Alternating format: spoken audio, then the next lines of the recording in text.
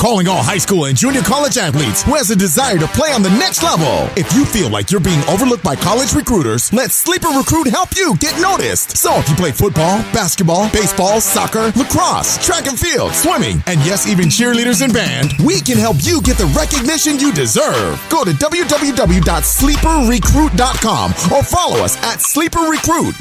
Sleeper Recruit is where the unrecognized get recognized. On the web or on the go, you're listening to Sport for Fans Radio on demand. For a complete schedule for the list of our shows, log on to our website at sportforfans.com. That is sports, the number 4, fans, FANZ.com. Again, that is sports, the number 4, fans, FANZ.com. And click on our Sport for Fans Radio page for a complete schedule for our shows.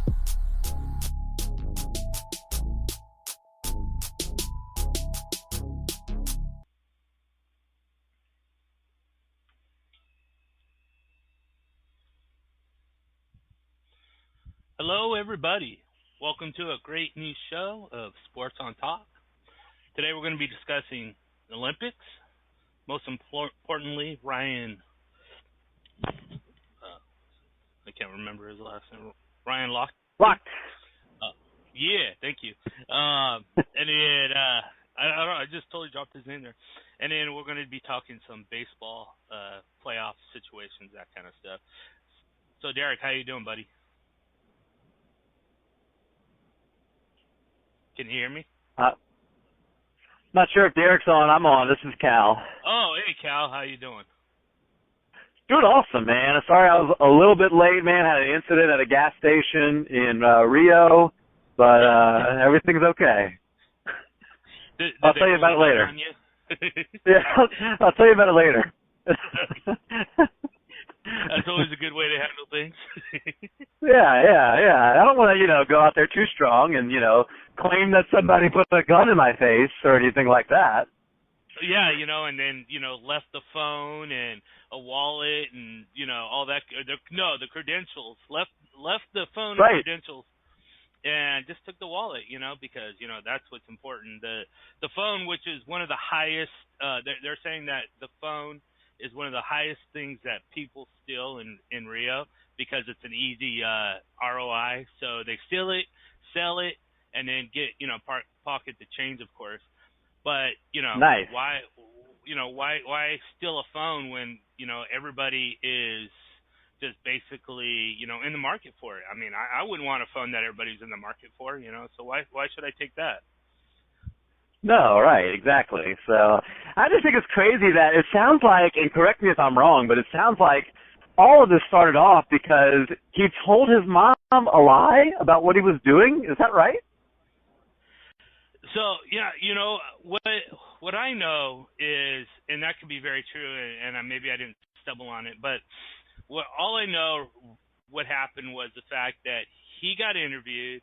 He told the reporter that they were held hostage by what they believe were police officers, and at first he was totally being defiant, like, I'm not going to do what you tell me, that kind of thing.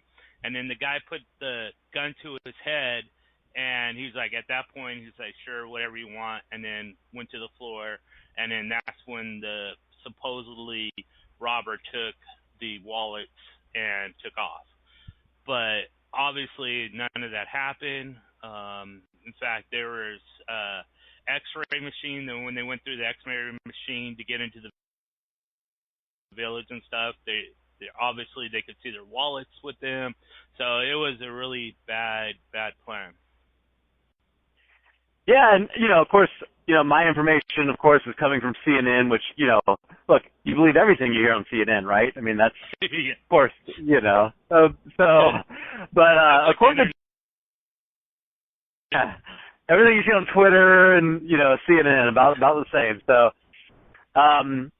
according to Jake Tapper on CNN, he basically, after that event was over, it sounded like he called his mom and, for some reason told her a lie. And that's the part that I'm most fascinated about right there is, first of all, why did you decide to fabricate a story to your mom about what happened to you?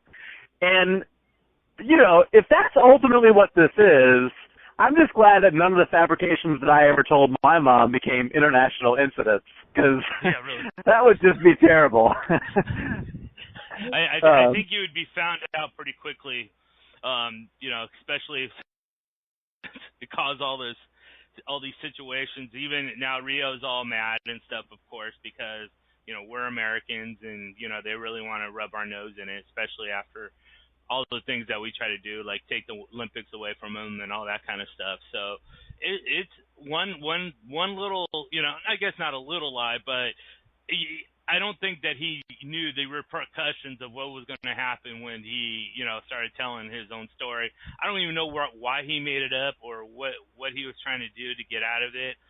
A lot of people are saying that because he lived under the shadow of Phelps, all these years, that he sort of saw, a little light where he could get some of the tension on himself. I don't know. I just think that it was kind of crazy that all this came about over, something that, whereas just not, not, I don't think it was planned. I think it was just one of those things where someone opened their mouth and out came all these lies. What do you think? Do you think, why do you think maybe he came up with this story? It's an interesting angle to talk about him being underneath Michael Phelps' shadow, and I think it sounds so. What it looks like is they vandalized this place. Maybe he urinated on the ground. Apparently. Basically, what he did was he broke into the gas station bathroom and totally destroyed it. And that was one of the things that they did was like just urinated everywhere on the walls, everything. Some eyewitnesses say that they were drunk, which hopefully that if you're peeing on a wall that you are drunk. But yeah, so that's basically what I know of the destruction there. Well, it sounds so, and don't get me wrong, I think this whole story is fascinating, and I think what he did was ultimately terrible. But I do live really close to Bourbon Street, so it's not, the incident itself is not super controversial, I guess, to me, like only because maybe I'm a little bit desensitized to this type of story, because this is the kind of thing that seems to happen on Bourbon Street quite a lot. Can y'all hear me? There's Derek. Derek, the Ryan Locke breaking down a bathroom door and peeing on the ground. It sounds like a typical night on Bourbon Street, right? That is definitely a typical night on Bourbon Street. And then some, actually. Yeah. Yeah, so I guess, all that to just say I think that it sounds like a lot of just boys being boys in a way that you would say some mischievous type things going on, but then they took no, don't take it as me minimizing it. I'm not minimizing what he did. He needs to pay for the damages. They need to absolutely make everything right. But to take that, and they made it such an ordeal by lying about it. I mean, that's what I tell my kids. Look, you do something wrong, you fess up to it, you lie about it, you make it a lot worse. And it sounds like that's what they did here. Yeah, they totally took something that they were probably trying to get away with. They probably knew that they destroyed this bathroom and broke down walls and probably tried to get away with it, and then by lying, and it's just like you said, little kids. It doesn't make much sense to try to cover up something that's going to be obvious down the road. What do you think, Derek? What do you think of the repercussions? What do you think of the situation? I think they definitely thought they could get away with it, because of the fact that all the stuff that was coming out when they first got to Rio and how all the rooms and all were all messed up as it was. And so I think it was a party that got out of hand a little bit. But as far as the robbery goes, I don't know. I mean, I really don't know. It's something that I can't wait to hear what he has to say about it. I mean, he is a Florida Gator, and I've always been a Florida Gator fan, so I'm kind of a little bit disappointed. You know, it's not the Florida Gator way. It might be the LSU way, but it's not the Florida Gator way. Unlike the Saint Aaron Hernandez, right? The Saint Florida Gator Aaron Hernandez. Wait a minute. Oh, man. That's a low blow there. That might be the first time, Cal. I think you got me on that one. All right. I think and that is it. I am done. No, you bring up a really good point, though, Derek. You want No, you bring up a good point, though, about I feel like he told a lie that was a believable lie. And I think we bought into it largely here in America because we were told going up to it just how bad the violence was, just how bad the streets were. And it was a lie that was easy for all of us to buy and for the media to eat up. And so I feel like to some degree that caused a big enough circus that the Rio officials, whereas they might have just said, okay, no big deal. You know, they did give him like $50 to fix the door, and it probably would have stopped there if he had just told the truth. We probably wouldn't even know about it. But because it became a big deal, we believed it. The media fed off of it. We wanted to hear about it, and I think that spiraled out of control. The Rio officials were probably like, wait a minute. Let's make sure this really happened. And now they're looking at it and saying, no, these dumb Americans came over here and destroyed my place. And trying to flip it back on its head because they don't – I mean, nobody likes for that to be said about their city, about their hometown. And, that's a really good point, Derek. Yeah. What do you think about him? Because so he drops his little lie, and then he gets on the plane, and he takes off home. So he's home now in the United States. His other buddies, because they also have other events that they still need to attend to in Rio, get picked up before they're on the plane, not with him, but on a separate plane. They get picked up before they can take off. And now they're facing, I think they were released, but I'm not too sure. What do you think about him just taking off like that? Do you think he was like, I'm just going to get out of here, I'm done, I don't want any more repercussions? Or do you think he was just like, well, I told it, and it's up to them to figure it out? What do you think was his thought pattern being on that plane, leaving Rio to the United States, Derek? I think he just was trying to say whatever he could to get out of the whole situation. I mean, how old is this guy? Like, I don't even know how old Ryan is. He's 32. 32? Well, okay, so he's old enough to know better, I guess. Yes. Definitely old enough to know better. I think it's a sticky situation. I mean, like I said, I think I want to know from him and exactly everything that he'll have to say about it. But I think it was one of those things where you ever, had a total lie to your parents, and then you don't want to confess, even though that kind of sounds like it'd be the easiest. And so you kind of make another lie to cover up that lie, and then another lie, and then it's kind of all. I think he's gotten to a point where he's so over his head that he's going to go into a hole and hide somewhere. I mean, I don't know. It's definitely, but it's bad that if the Olympics must not be doing that great if this is the story that everybody's talking about.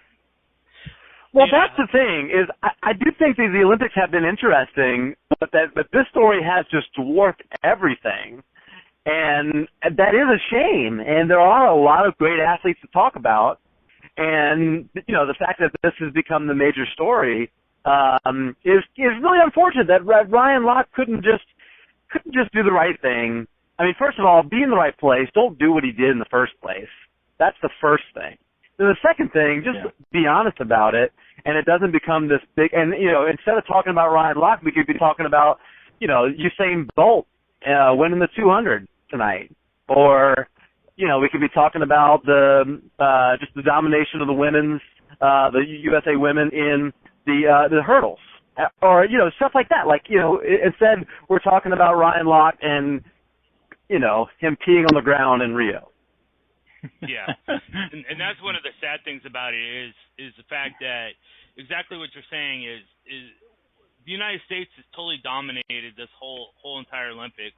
Maybe they're getting power from that dirty water. I don't know, but there's so many different stories out there that are good-hearted stories, but we're not interested in the good-hearted stories because those don't sell. We want to talk about the underhandedness of Ryan Locke and all that kind of stuff, and it's just like you said, it's just a shame. So hopefully something good will come out before the end of the Olympics that can sort of look. There was a story for every time someone peed on the ground in New Orleans. I mean, that's all that would be talked about. That's what I was saying when you came on. Yeah. Yeah. We just think that's normal. We're just like, whatever. Right. Like, I would have read that. Like, literally, I would have seen that on Twitter and been like, oh, whatever. And I'd have kept scrolling because it's not, I mean, like, if that's, like, that's not even close to what the worst thing you see in New Orleans. So, like, if he was doing some other stuff on the street, like, maybe. Right. And that's more to make fun of New Orleans and not to take away from the seriousness of what he did. And hey, I have a question though, Mike. I want to toss out to both of you guys. Speaking of Usain Bolt, and I don't know if you saw the race tonight. Right before we went on, he won the 200 meters. I'm not sure we're ever going to know how fast he really could be because he pulled up at the very end on this one as well. The guy has been awesome to watch. He's the fastest person. He's the fastest person in my life that I've watched. And obviously he's got a lot of the records and all that, and he's fun to watch do it. But I want to toss this out to you. Obviously Usain Bolt, dominant in those races, fastest man on earth, easy to say that. Michael Phelps, dominant in his races, fastest swimmer on earth. So I'll toss this out to both of you guys. And Mike, you first. Would you rather be the fastest man running or fastest man swimming on the earth? That's a good question. I think that I would rather be the fastest man on earth because if I'm always in a pool and everybody's peeing in that pool, I don't want to be drinking everybody else's, so I'd rather just be where the clean air is and I can do what I need to do and stretch my legs and totally just be the fastest man on earth. So are we at the point in the show now where everything's going to come back to urination one way or another? Probably. No, in my mind, it probably will. Nice. Derek, fastest man running? I think it's running to me. What do you think, Derek? That's going to be a triple threat there. Like, I'm all running. I mean, like, I've never been anywhere in my life and had anybody said, oh, yeah, let's get in the pool. I bet you I could outswim you. I've never had that said to me, but I have been told before, you want to race about it? You want to race? You want to see who's faster? So, I mean, like, I think being the fastest man alive, like, there's nobody. Like, you could settle every argument. You want to race about it? And you're going to win that argument every single time. There you go. I'm with you. And not only win it, just totally dominate the situation and make the guy feel really bad because by the time he takes 1 foot, he's already finishing the finish line.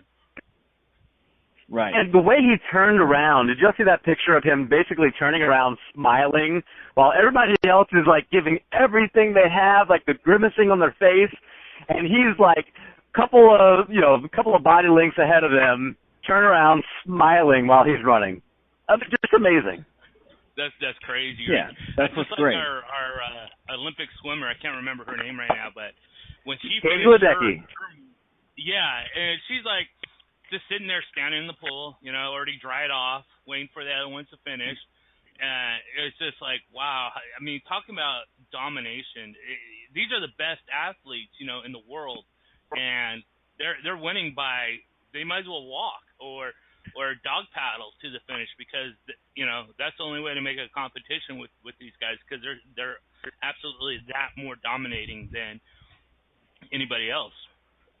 As much as I like the Usain Bolt moment, my favorite video has been what is the Katie Ledecky one in that I think it's the 800 meter where she's swimming in one direction and everybody else is swimming in the opposite direction about halfway through that race because she's gotten so far ahead. And then it was something like, like you said, she finishes, she takes off all of her gear and is practically drying herself off with a towel before the second person comes in and finishes. And you stop and you're like, these are the greatest athletes, the greatest swimmers on the planet at this race.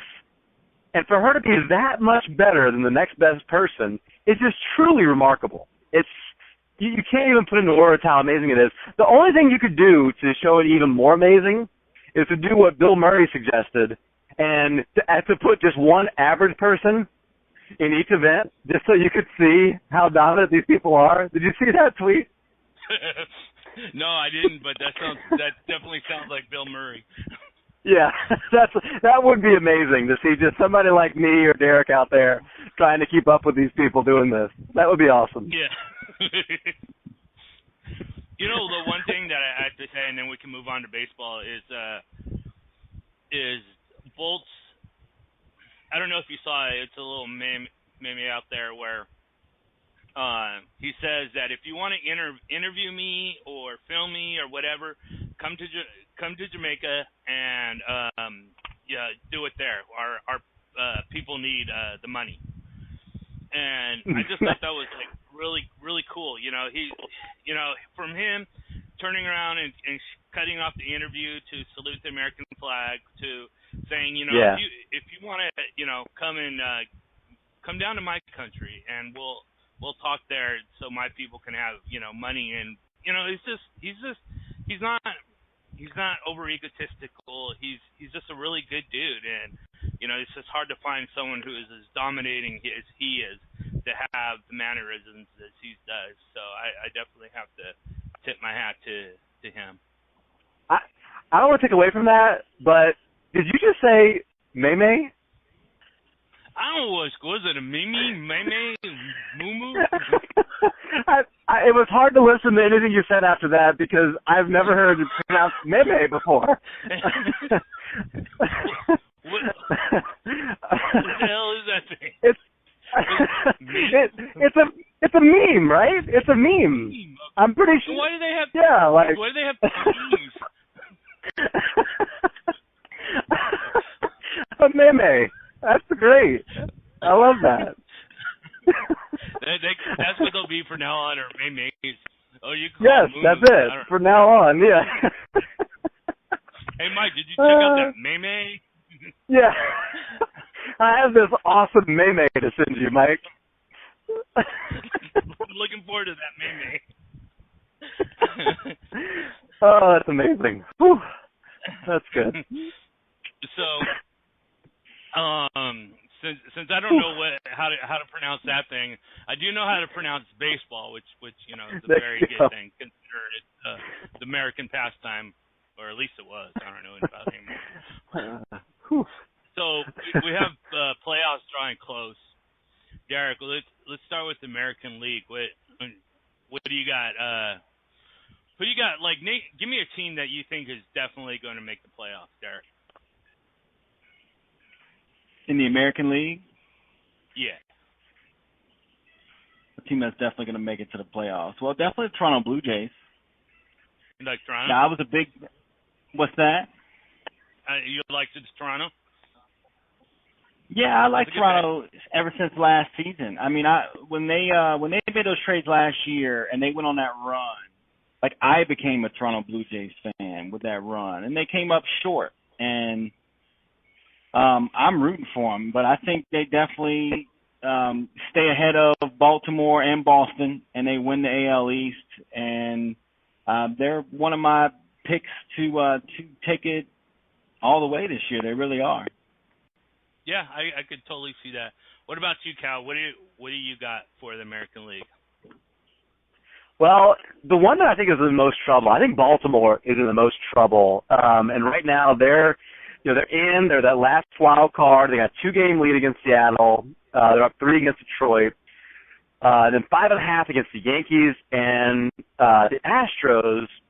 But I think any one of those teams has a really good chance of catching Baltimore because they have a lot of players who got really hot in the first half and then have really trailed. Mark Trumbo, for instance, was lighting it up in the very beginning of the year, and he has just not been the same in the second half. Their pitching, I feel like they were riding high with Chris Tillman, and Charles Tillman's a totally different sport. Sorry, Chris Tillman, the pitcher for Baltimore. At least he Tillman. Right, exactly. So yeah, and I feel like he was pitching over his head. He's not quite an ace, and of course now Gosman is doing a little bit better for them, and they got Dylan Bundy that they're finally getting something out of, which is great. I just don't think it's ultimately sustainable. The team that I'm probably the most excited about right now, and I don't know if they're gonna be able to get in or not. I would love to see them do it. They actually were a seller at the trade deadline, but the Yankees with these young guys that they've called up, and that are really doing pretty well for them. Now they didn't do very well against the Blue Jays. They've had a little bit of a tough stretch, so maybe they don't have quite enough juice in them to get all the way to the playoffs. But with these young guys getting called up and they're coming up, they're on fire. I wouldn't be surprised if in a month and a half, we're looking at a pretty close race and the Yankees having a chance to get in. Well, yeah, you speak about the Yankees, and they're only 5.5 games out of like a wild card spot. I think it's going to be too tough for them to win the division because they're like 7.5.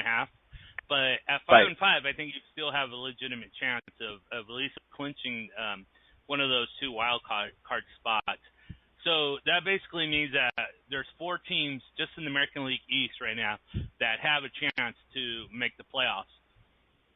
I think the other interesting thing about the East is that Boston, who before the All-Star break was pretty much running away with it, now they're only 1 game behind Toronto, who, as Derek said, just has a really good, strong team. Now, we covered some of it. Let's see what. Let's say 4 teams. Let's just pick 4 teams out of the American League. Which 4 teams do you think you will see in the postseason? I think the Texas Rangers and the Cleveland Indians are the best teams in the American League. I mean, both those teams they've dominated this year.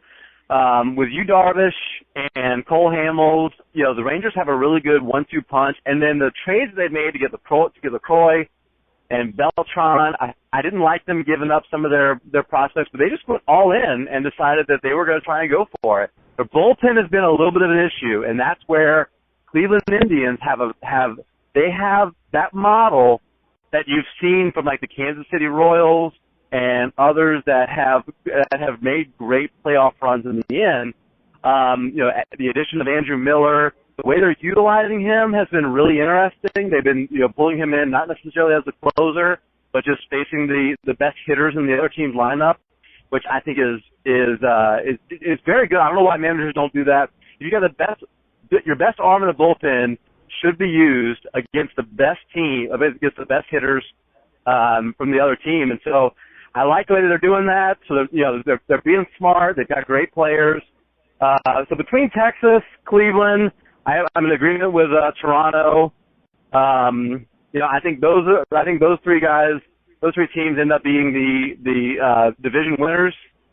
And then I like Boston, and gosh, I really want to say the Yankees. I'm not sure the Yankees quite have it in them, so I'll say Detroit finds a way to hobble their way into that last spot. Okay, that's reasonable. What about Houston? Do you think they've had sort of the opposite effect that the Red Sox have had, where they've started to turn things around prior to the All-Star break? They started off like horrendously. I don't remember what the record was, but they were just not a good team. Now they're only 5.5 games back, the same amount as the Yankees. Let's just say it's between Yankees and Houston for that last playoff spot. Who would you say has the most, say, viability to make the playoffs, either the Houston or the Yankees? Yankees have all the juice. I mean, they've got, I loved seeing their young guys, Austin and Judge, come in, and both of them in their first major league at bats from back-to-back home runs.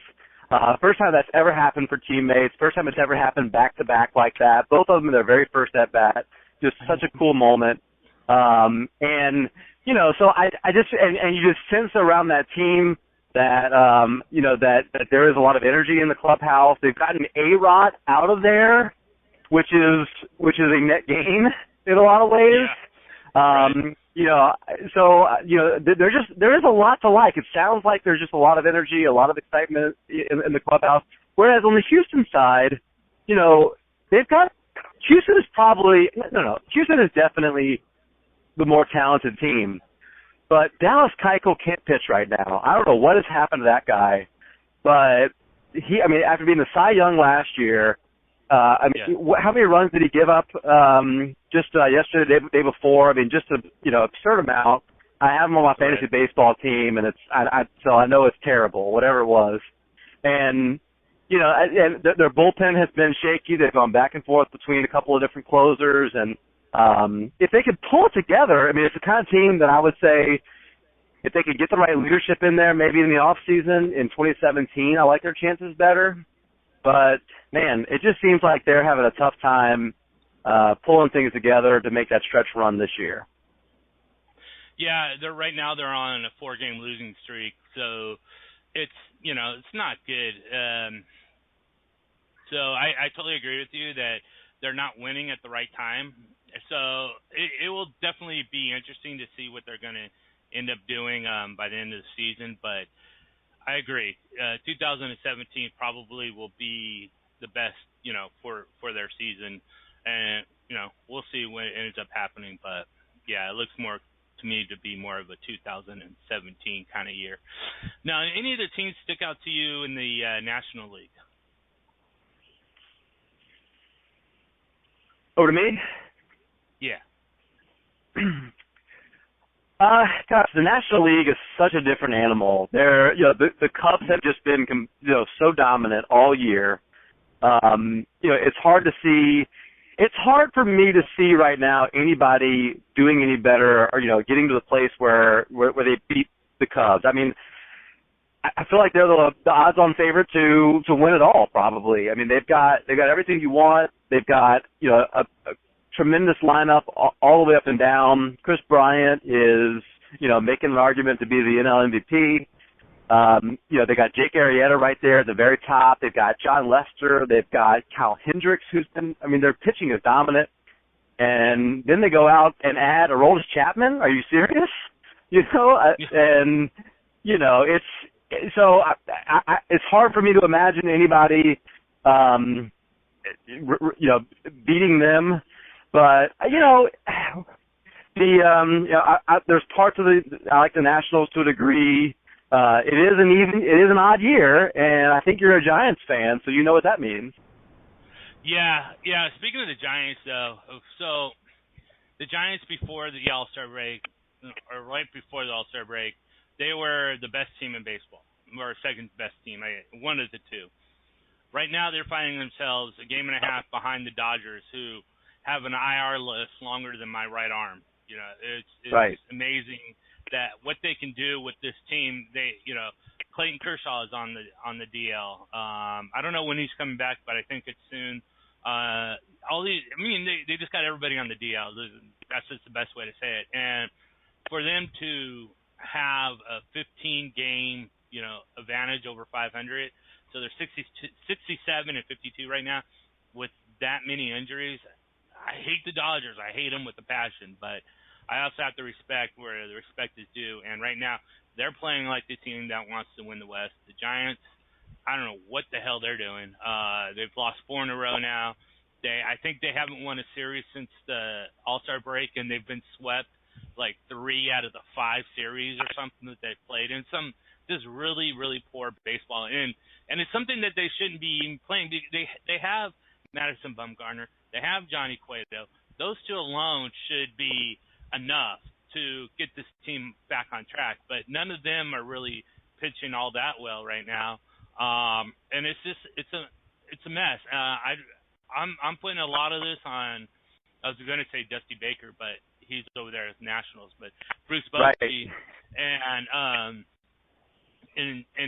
just basically asking him, what's going on here? Where, because this is totally unlike Bruce Bochy. This is something that is coach driven because the talent's there. So, yeah, I'm pretty frustrated with my team right now, as you probably can tell, but they're still good with the wild card.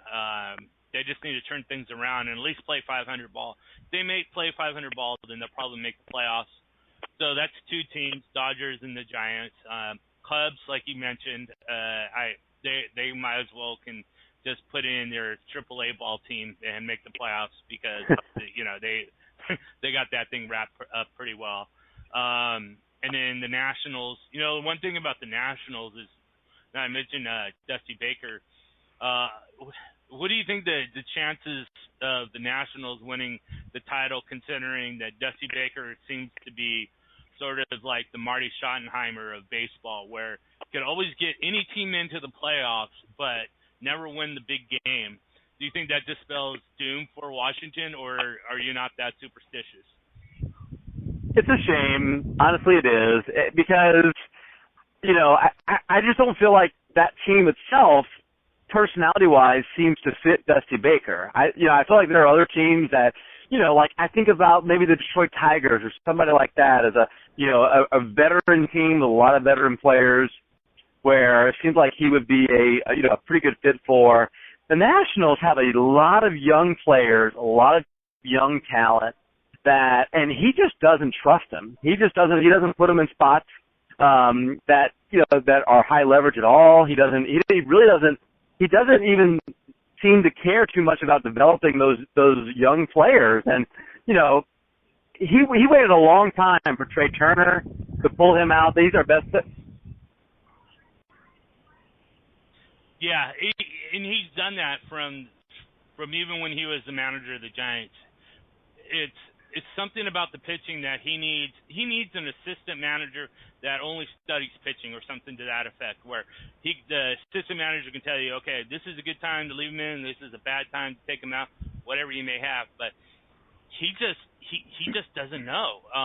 He's ruined many pitchers' arms because he's left them in too long, or pitched them too much, and that's just his biggest weakness, I think, as a manager. But for some reason, they don't ever align him with a manager that's been there, that has success in when to make that rotation work the best for him. So I don't know, but you're totally right about what you're saying there with Baker.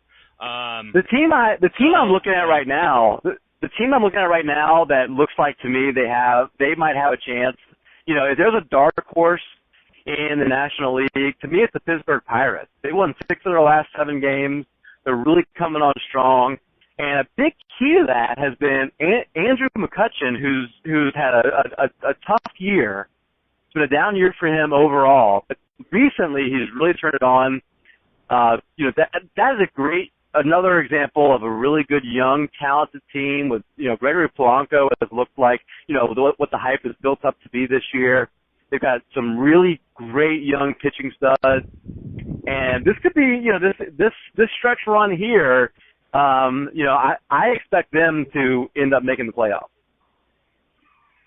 Yeah, I agree with you. I think that they've talking about a team that started off slow, like the Astros. The Pirates are the same way. They started off really slow as well, and with McCutchen turning things around and those kind of things, they really are making a strong run for the playoffs. Right now, they're not going to win the division because they're 13.5 back, but they're only 1 game back in the wild card. So I think that they're going to pass up St. Louis sometime before now and the end of the season, and that would be the 5th team in the playoffs. So to me, the Dodgers, Giants, Washington, Chicago, and Pittsburgh are going to be the 5 teams in the playoffs. St. Louis and Miami both are also playing well. You think if one of the, let's just say, either between St. Louis and Miami would fill in, say, that 5th spot, who do you have more faith in between those two teams taking that fifth spot? Between which one, Miami and Pittsburgh? Miami and St. Louis.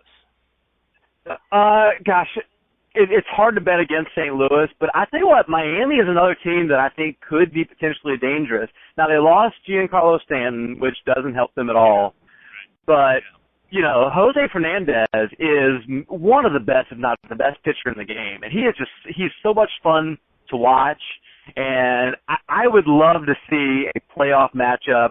You know, him, this is just, you know, my own personal, I would love to see this. Him standing on the mound, facing Chris Bryant, and just seeing them duel it for a, you know, 5, 6, 7 game series. That would, of course, he'd only be pitching twice. But it'd be really cool to see, you know, them duel it out. So I'd kind of like to see that just from a matchup-based standpoint. But overall, the St. Louis Cardinals have been so consistent. They've been year in, year out. You know, good solid leadership, good solid, you know, clubhouse guys. Brandon Moss is on fire there. It's cool to see Adam Wainwright back and, you know, pitching pretty well. So I think most likely the Cardinals are the team that get in. Yeah, I totally forgot about Giancarlo getting injured and out for the year. So it's not as intriguing as I first thought. But yeah, totally. I'll agree with the Cardinals just based on probably the factor that if you take that bat out, even though he wasn't doing his typical, you know, power numbers and stuff like that, you know, he's a leader. He's someone that the pitching staff respect when facing him. So taking him out takes a lot of air out of that balloon. And yeah, I don't see them. Right. In fact, if anything, I could see the Mets even overtaking them now that situation has occurred. So we have football on tonight. Games are going good. I think I overheard that RG3 is doing well. What do you think, Cal? What do you think about RG3? Do you think he's going to be the rookie of the year kind of RG3, or do you find that this is preseason and he's just playing well in the preseason? So I'm all in on two different things, and I'll start with this one. Atlanta is going to be a terrible team defensively this year, and I'm going to love it as a Saints fan. And also as someone who thinks Mike Evans has a really good chance of being really good this year, he's going to have 4 matchups that are pretty easy, plus a Josh Norman-less Carolina Panther team. So you know, just more ammunition for me to believe that those guys and Jameis Winston and all and Drew Brees have a really good. It's a cupcake NFC South, in my opinion. So that's my first takeaway from that. But second, I'm really starting to come around to believe that this RG3 thing could be legit. I know it's preseason. I know that it's not there, but here's what I watched when I saw him play tonight. I saw an RG3 that looked confident, and I haven't seen that out of RG3 since his rookie year, since he went down that year with that knee injury. He looked like he was having fun, which is another thing you can't say about him for the last few years. And he was just throwing dimes. The throw that he had, if you get a chance, I'm not sure if you saw this or not, or anybody listening, the throw he made to Gary Barnidge on that wheel route, I mean, he put the ball where you just can't defend it. And that's the kind of thing that RG3 did at Baylor, where, you know, he would be tossing the ball up and Josh Gordon would come down and get it, another guy who he's going to have. All of a sudden, RG3 looks like he's going to have a ton of weapons at his disposal. He's going to have, and starting in Game 5, Josh Gordon. He's going to have somebody who I think is legit, and you need to get in the last round of your dynasty, of your redraft league, Terrell Pryor, because he's now 2 weeks in a row dropped a 50-yard touchdown. You've got Corey Coleman, you've got you got Rashard Hollywood Higgins, you've got the tight end Gary Barnidge, and now you've got Duke Johnson coming out of the backfield. I mean, all of a sudden, it looks like the Cleveland Browns could have really found something with this little nucleus that they're putting together. So I know it's preseason. I'm probably going to come back and, you know, at some point regret saying all this. But count me in as someone who believes in RG3. I could see that. What about you, Derek? What do you think of RG3? I'm an absolute believer in some of the things that Cal said. Here's the deal. RG3 looked like the RG3 that got so much hype and everybody got so excited about in Washington. All the crap that happened in Washington that fizzled out. Cal, you're absolutely right.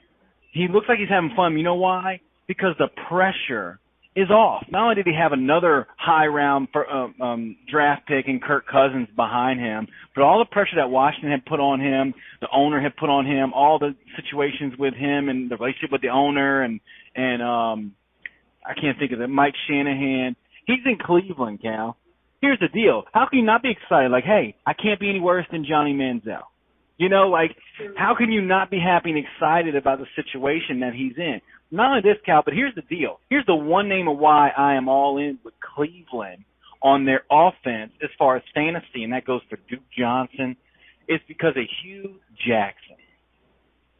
Hugh Jackson is going to be able to make RG3 fantasy relevant. Here's what RG3 had tonight, Cal. RG3 had 30-something yards rushing, 36, something to that effect. He had rushing tonight, which was something that they tried to make RG3 a pocket passer and all this. He had 36 yards rushing. He is 6 for 8, 96 yards, 2 touchdowns. And he can rush again. He's moving around. Like, that's what makes RG3 RG3. And I am all in with RG3. I really am. And Cal mentioned it. With all these weapons, and they drafted 85 different wide receivers in the draft this year.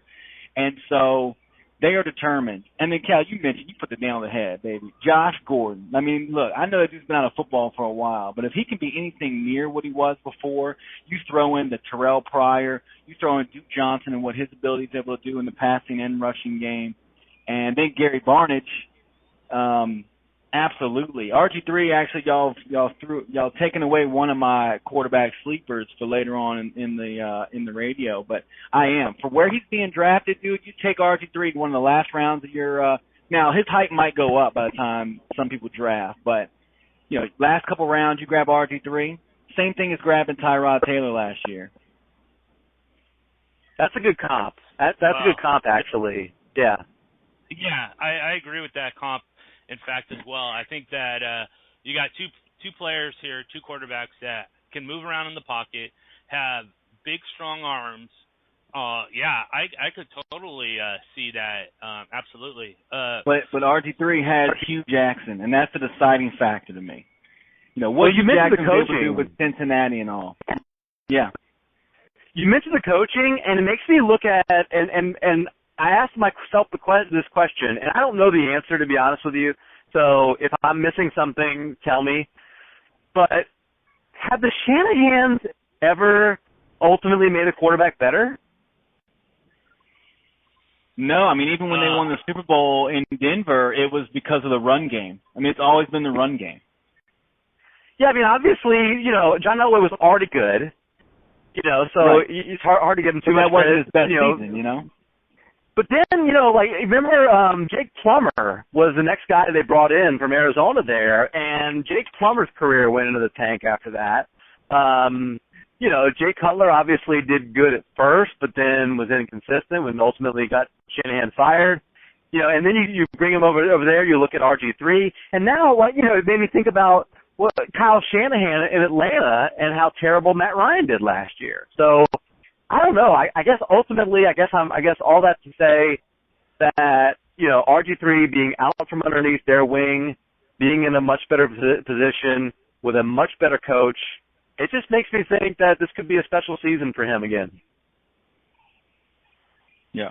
Yeah, I mean, I think all the signs are pointing in that direction.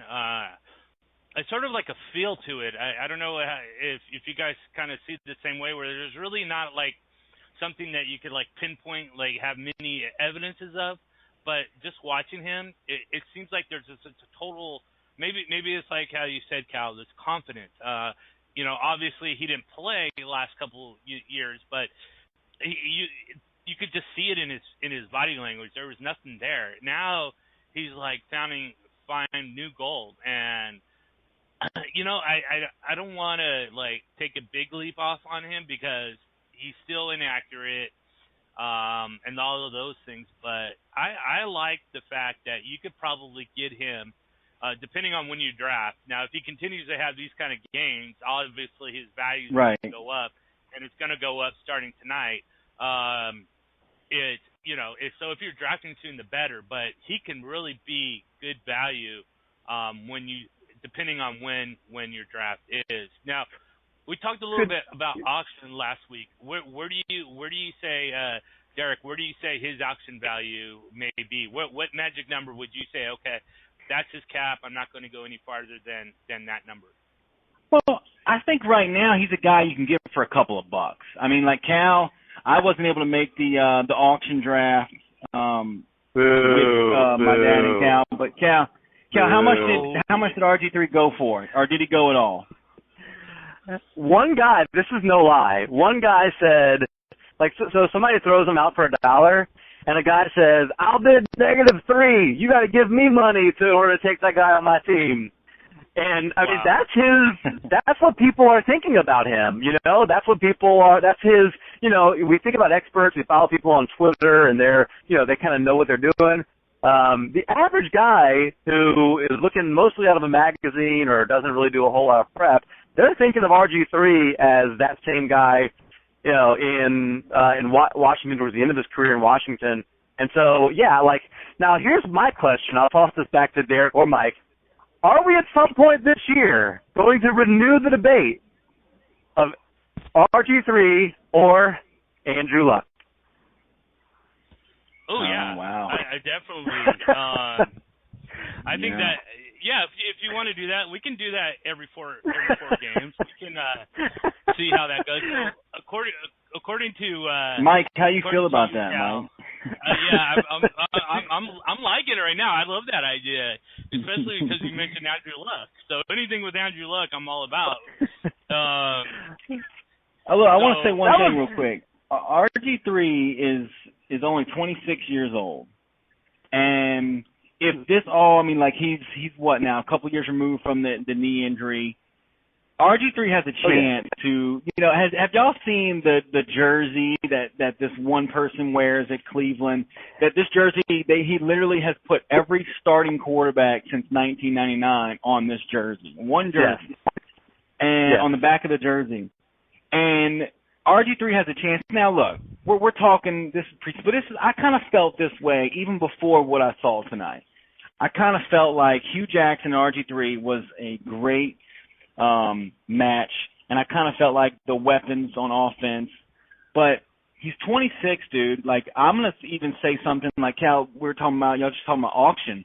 You could get him for $2-3 at auction, and then in our league, you could keep him the next year, just doubling what you paid for him. I think next year, if you can get him for $2-3 this year, and only have him, and be able to keep him for $4-6 next year. I think this is a guy that's a keeper. I seriously, when I said the comp to Tyrod Taylor, I mean it. There was weeks this past season, that Tyrod Taylor could carry you. And I think that's where RG3 is ascending to, but even better because, Buffalo, you got Rex Ryan. It's not that big of an offensive, coaching staff. And RG3 has Hugh Jackson, but I do. I think his age, he's young. I think you're right. I don't think this year, Cal, but I think in 2-3 years, if RG3 can keep that starting quarterback position, I do think you'll start once again, going, hey, it took RG3 a couple years, but what's the comparison between Luck and RG3? Yeah, and obviously, anybody listening for the first time, I've had the last couple of weeks, I've been the down guy I've been Debbie Downer on Andrew Luck, so I'm being a little facetious. But it's just funny that those are the two guys that came out that were drafted number 1, number 2. A lot of debate over who was the best. A lot of people thought that RG3 could be the best, pro quarterback. And, you get the downward trend on Luck, you get the upward trend on RG3, and it's at least fun to talk about. He's finally in a situation that benefits him.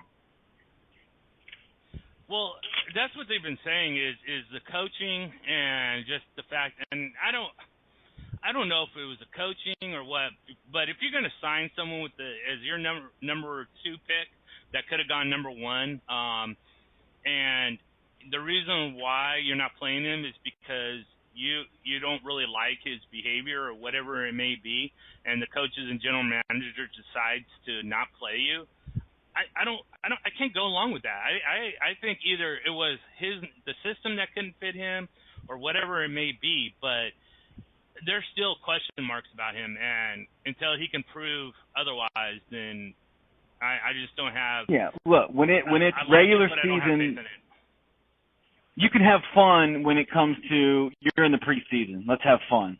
But you're right, Mike. When we're in the regular season and it starts to matter, and RG3 starts to get in his head that I now have to perform and I have to show, or these fans are going to boo me like Washington started doing, or something like that. Then we have to start seeing what's his grit. Like what resolve does RG3 have when the bullets are for real, and what he does decides whether or not he's the starting quarterback the next season. Can he overcome that?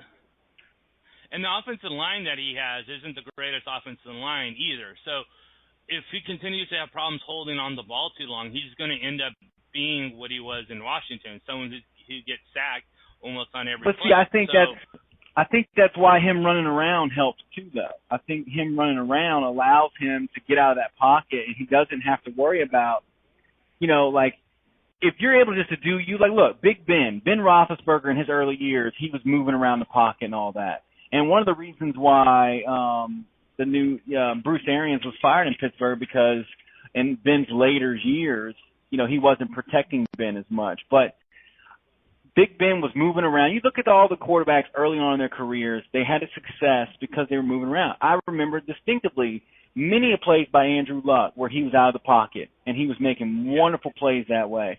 And so, that's how you get a guy comfortable. You can't stick him in and make him Peyton Manning pocket passer from the get-go. Peyton Manning ran around a little bit in his early years. That's just how they do it. That's how they do it. That's how they get comfortable. And you've got to let RG3 be RG3. If you're not going to let him be RG3, then there's no point in you paying him. Because RG3 is not going to be sitting in the pocket, because one good hit and he's done for the season. You've got to let RG3 be RG3, period. Maybe he's not what Hugh Jackson wants future, but if you want to try and win some games and be in some games and let RG3 do what hopefully he can do like he did in college and he did first couple seasons in Washington, you got to let him be RG3 and run around. I agree. So let's sort of move on with the same kind of topic, but Christine Michael, okay? We all know about him having this so glad you mentioned talent and all this kind of stuff. And last year, after being, I think he was on 3 teams last year, he came in back to Seattle and played pretty well. He's playing pretty well tonight. Again, like we said, it's preseason, but he's consistent with that. What do you guys see out of Christine Michael, Cal? What is it that you see out of him right now?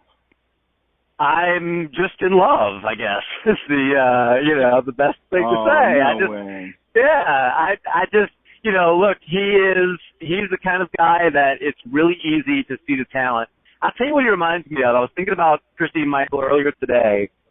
You guys remember the other, big Mike Williams, who flamed out as a draft pick with the Detroit Lions, was sitting on his couch and just he didn't want to be a bust. He didn't want to go down as a draft bust. And something kicked in, and he went out to Seattle, and he rejuvenated his career. It only lasted a year, but it was a great story. And everything that I have heard everything I've heard out of Seattle with Christine Michael, it sounds like he has finally decided to take his talent and everything that he has seriously. I think his experiences last year, it sounded like it really caused him to look inside, and after getting traded from Seattle to Dallas, getting cut in Dallas, going to the practice squad in Washington, getting cut in Washington, then finally back to Seattle, and taking this off season. And, really he was fortunate. He got a lot of work as the number 1 with Thomas Rawls, with him hurt. And I think he's got a great chance of making this a 50-50 committee. And if he begins to look like the Christine Michael, the second round pick Christine Michael, that we all thought he could be, he could take the job and run with it. The problem that I see, and I'm going to go to you, Derek, in just a second, is there are so many running backs in that backfield. You got Procise, you have the other rookie, I can't think of his name. So you have 3 or 4 running backs that are all kind of jumbled up there. What do you think? Do you think, Derek, do you think that he can make his way through sort of this massive running back situation, or do you think that he had a pretty good couple of weeks last year and is pretty much here's the going deal. to be his old self? And look, Cal, if you can tell Mike and the listeners, if anybody has believed in Christine Michael, there's probably nobody more than me, like outside of his family. I'm the guy that when we in our keeper league, like I kept him 3 straight years. He was the heir apparent to Marshawn Lynch. I mean, he came out 5'10", 220-pound running back with a 4.5, 4.40, and a 43-inch vertical, by the way. And he was the heir apparent to Marshawn Lynch. Like, this dude had so much talent coming out, and I believed in him. I watched the film. I mean, one of the things that Cal and I have always done, going into NFL drafts and all that, we watch film. And, like, we can tell on film guys that we like and who have talent. He's one of those guys. I think it's going to be hard with Thomas Rawls being there. Thomas Rawls, see, the one thing that Christine Michael hasn't done is prove it on the field and prove it, at a continuing basis like Thomas Rawls has. Thomas Rawls proved it last season. I mean, I don't know about what y'all think, but I think if Thomas Rawls is healthy, it's his job. It's his job to lose after what he did last year. But you're looking at 2 preseason weeks. Last week, Christine Michael had 7 carries, 44 yards, 6.3 yards per carry. Tonight he's got 8 carries, 47 yards. So he's looking good. And that's all he can do right now. But if Thomas Rawls is healthy, I don't see how he's not the guy. But that doesn't mean that it's not a shared backfield. It doesn't mean that he can't get some production this season. But you got to hope for, and I hate to say this, you got to hope for a Thomas Rawls injury. Need I remind you, Thomas Rawls, last year, just one game, 209 yards rushing against the San Francisco 49ers. I mean, 169 yards rushing against Cincinnati. I mean, I don't think he goes over Thomas Rawls, but it's nice to see because I have been a believer in Christine Michael, and it only makes Seattle's a benefactor of this. Fantasy fans might not be, because if you're Thomas Rawls, you don't want to see Christine. I mean, if you're Thomas Rawls owners, you don't want to see Christine Michael dig into that. But for Seattle, I think it's great for Michael. Okay, Cal, if you had a choice or with the draft pick, would you avoid that Seattle backfield just because it could be anybody's job at any moment? Or are you saying, okay, what Derek was saying about Thomas Rawls, that he's the main guy, and unless something kind of occurs to him, then it's going to be his backfield? What do you see out of this situation? I haven't touched Rawls at any point in any draft because, first of all, the off-season foot surgery, we still don't know a ton about what that was. There was talks about what kind of injury it was, and the type of injury that it was reported to be was only like a 6 to 8 week injury, but then it got 6 months later, and he's still not able to practice. He's still not able to do everything you would be expecting him to do. I'm also not a huge believer. I believe in his talent to a degree, but he also was in a situation last year that was pretty good. Yes, he looked good when he got the opportunities. He was an undrafted free agent, and he's a talented one. But some of the reasons why he went undrafted are some of the same reasons why I think Christine Michael could have an opportunity to seize this backfield job at some point. And even right now, Thomas Rawls still is not able. We're 2 games in. We're halfway through the preseason, only a couple left. Thomas Rawls is not getting meaningful practice reps. He's not getting He's not getting the chance to show what he can do. And Christine Michael is out there proving it on the field right now. And yes, he didn't last year or the year before, but right now he's the one that's in there. He's the one at practice. He's the one getting the reps. And, you know, I think if you're a Thomas Rawls owner, you should be nervous. And, you know, there's no chance that I would touch him at his ADP. Well, yeah, I was just looking up his ADP, and he's right now, on average, according to Fantasy Pros, the 29th taken person, which is in a 12-team league is a second-round pick, right? No, third-round pick. I'm not touching Thomas Rawls in the third round, Cal. You're right. I'd have to see his ADP drop because I was going to say that I want the starting running back for Seattle Seahawks. Let me tell you, last year, my championship team, I had Marshawn Lynch. Marshawn Lynch got hurt. I also had Thomas Rawls, and Thomas Rawls helped me, get to where I was. I mean, he didn't help me at the end of the season, but he helped me, towards the end of the regular season in fantasy to get to the playoffs. I want the starter for Seattle. I'm with you. I don't know if I want Thomas Rawls at a third round pick, a mid-third round.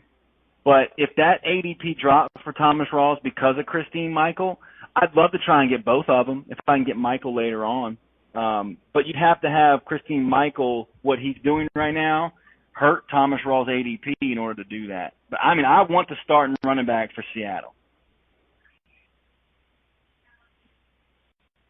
Yeah, I can definitely – I can see it. I just feel because both of those players are similar players, neither one of them can catch the ball out of the backfield, that it's going to have to be one or the other. I'm more interested, especially in PPR leagues, with Pro Size because they're moving him around, and he can catch the ball. So, I mean, obviously it doesn't work for you if you're not in a PPR league, but I definitely would be targeting I'm a big fan of Pro Size. He's been hurt, though, too. I mean, he's another guy that hasn't had a chance to really get out there. And, as a rookie, you really want to get those reps. And same thing with Thomas Rawls. He needed this offseason to get better. And that's,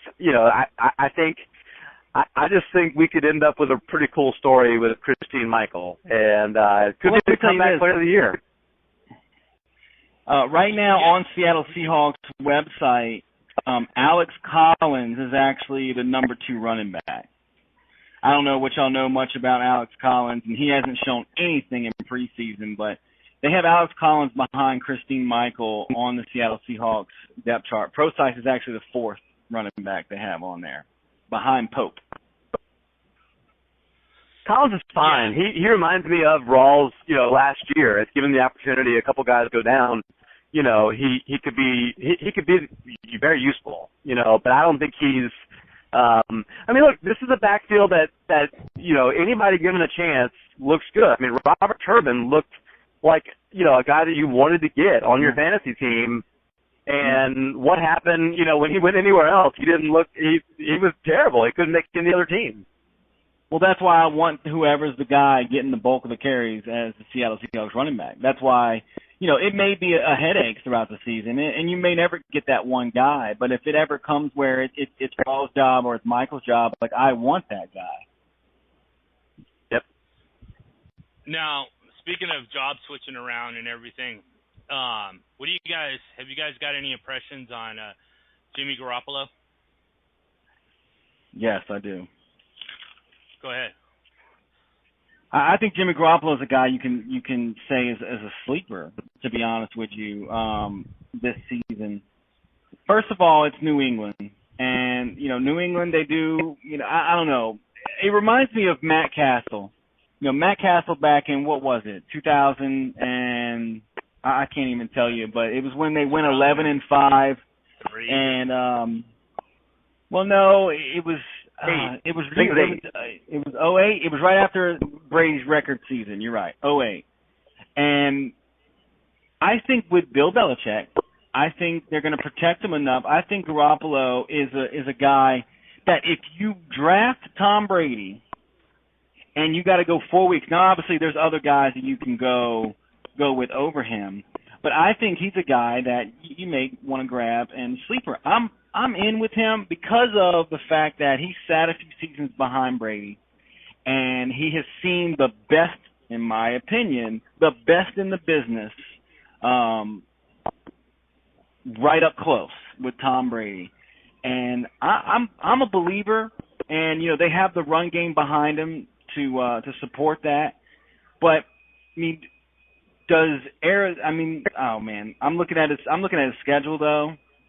You know, he's facing Arizona in Arizona week 1, and that's a pretty tough defense. No thanks. I'm not worried about Miami's defense week 2, Houston's defense week 3, maybe, and then Buffalo's defense week 4. I'm not worried about them either. So 2 out of the 4 weeks he's got really cupcake defenses. Houston obviously with J.J. Watt, but outside of that, I don't think Houston has the pass defense. So I don't know. I'm a believer, but it's Tom Brady's job. But he looks good. He looks like he's holding the fort down. He won't be Tom Brady, but I think we're looking at something similar to what Matt Castle did back in 2008. But it makes you feel better about if you draft any of the other guys from New England. You know, it makes you feel better about having them on your team. I think. You know, it makes you feel better that he's going to be confident enough to keep Gronk happy, to keep him as being Gronk. He's going to be confident enough to have, you know, to keep Edelman, you know, peppered with, you know, 6, 7, 8 catches a game at least. You know, it makes me feel really good about Martellus Bennett watching them tonight because they had a really good rapport. You know, that's a you know, throwing out sleepers. I love Martellus Bennett. You can get him after the 10th round. That's a guy that I love, and seeing Jimmy Garoppolo do well, that makes me feel like those guys have a better chance of living up to what you want from them the first 4 weeks. Mike, let me ask you a question. Sure, go ahead. Talent-wise, and I don't know how much y'all look deep into it, but talent-wise, would you say Garoppolo is more talented than Matt Castle? Because Matt Castle, it's hard to tell now, but it's hard to tell now. But that year, Matt Castle threw for 3,700 yards and 21 touchdowns in relief of Brady. Now, I will say something else that helps is LeGarrette Blount's looking good. You know, he had 11 carries, 69 yards, and a touchdown tonight. And I think as long as you got that presence of that run game, it's going to help Garoppolo. But Cal's right. You may not touch Garoppolo at all in fantasy, but Cal is right when it comes to when you're a Gronk owner and people that are going to be taking Gronk are going to be taking Gronk pretty high. You know, let's be honest. You're going to get Gronk, you know, some people taking him in the first round, you know, but second round, when you get a guy that high, you know, you definitely don't want to wait 4 weeks.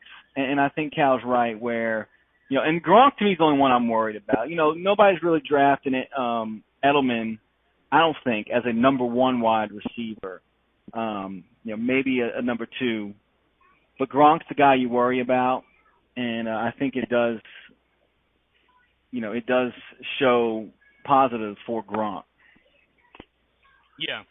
Okay, but LeGarrette Blount's definitely a guy you probably want to grab too.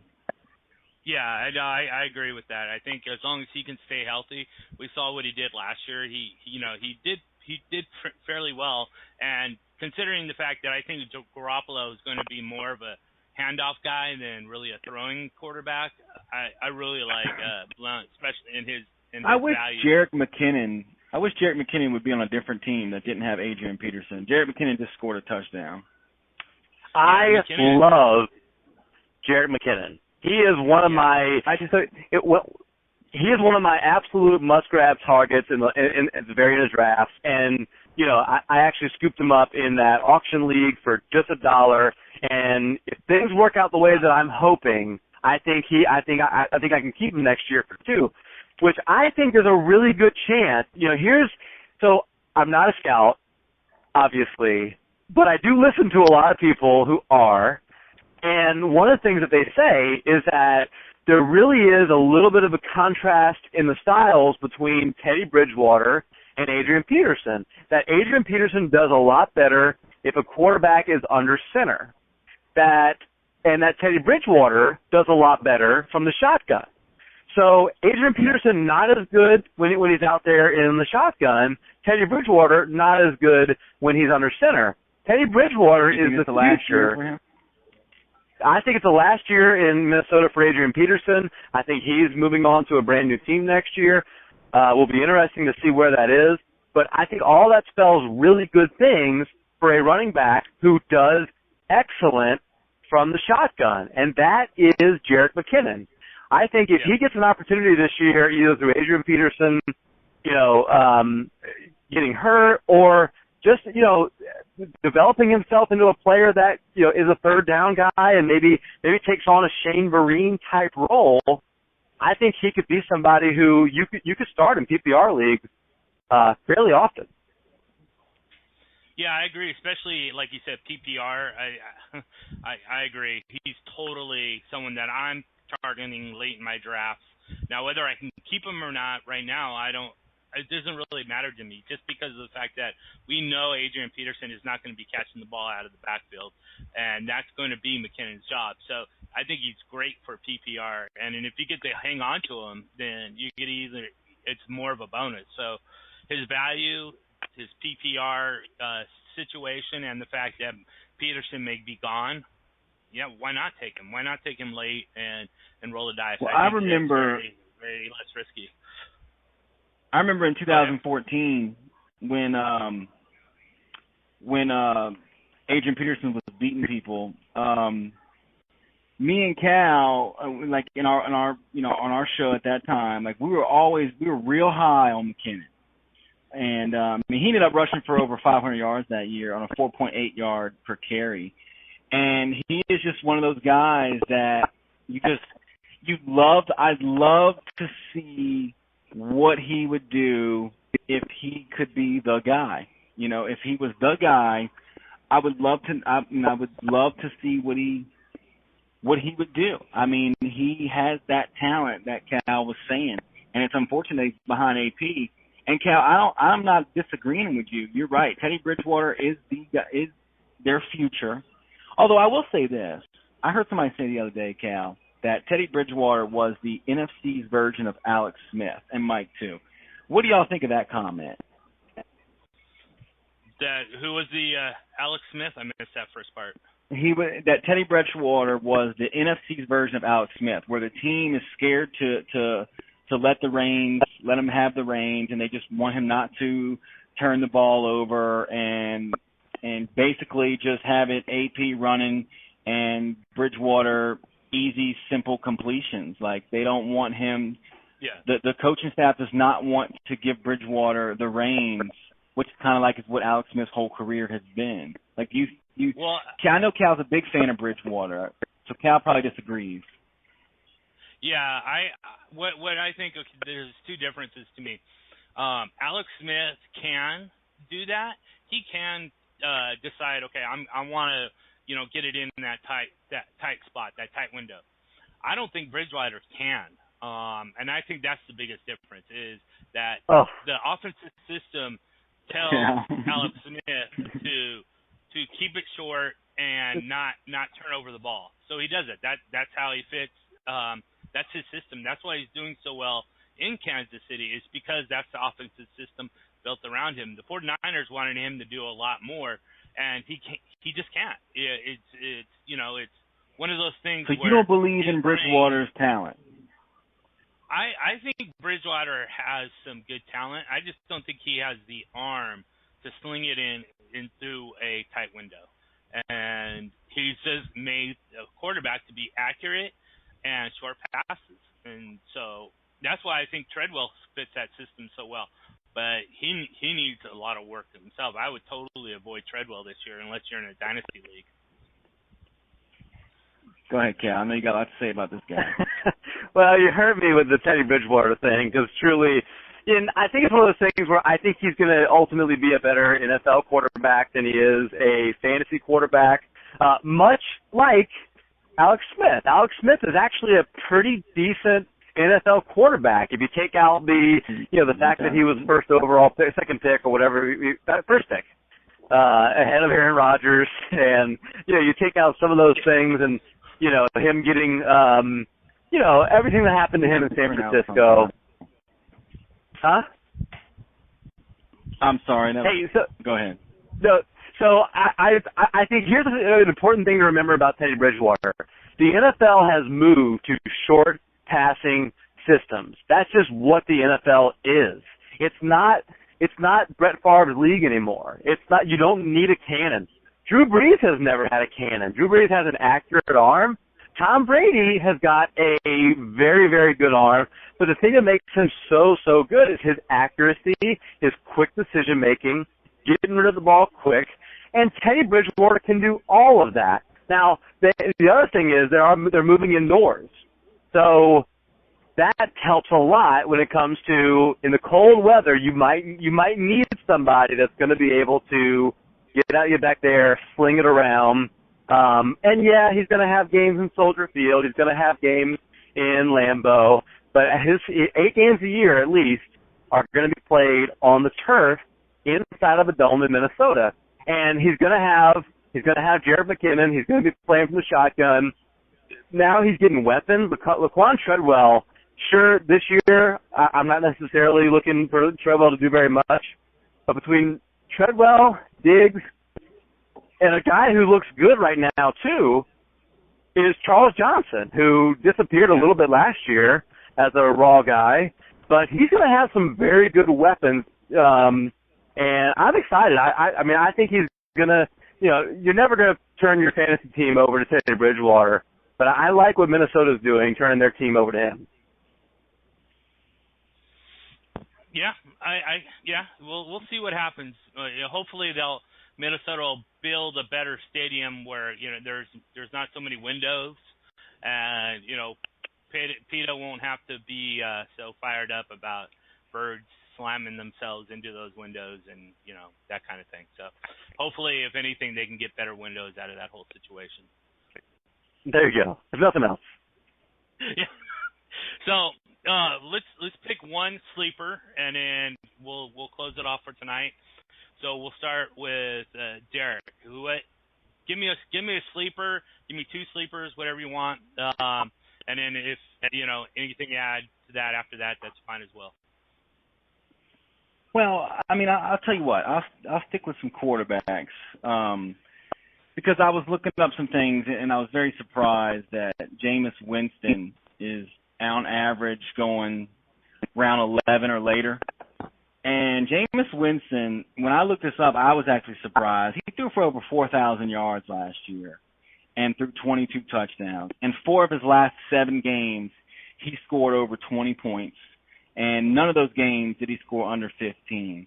And, we talked about him last week, and he's one of my top guys, the quarterback, that, if you do draft Tom Brady early, I think you could take Jameis Winston and you can be pretty happy with what he's going to do. Mike Evans is back fully healthy. You got Vincent Jackson. And I think I like Jameis Winston, kind of what we talked about last year. I also really like Tyrod Taylor because Tyrod Taylor's going in the same round, which to me is crazy.